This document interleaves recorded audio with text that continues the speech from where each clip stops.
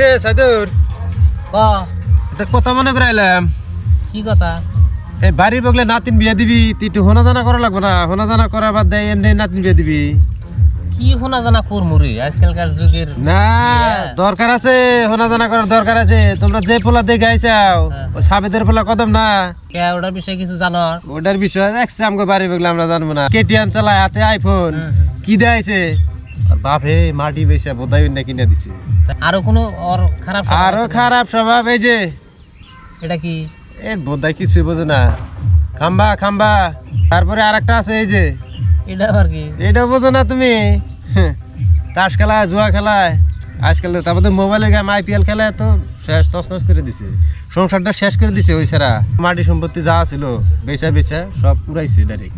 এই ছেড়ার কাছে তুই দিবি নাতিন বিয়া বোধাই, ওই নাতিন বিয়া দেওয়ার দে হুকা ঘরে চালে গুঞ্জে থাকা, তাও লাভ আছে।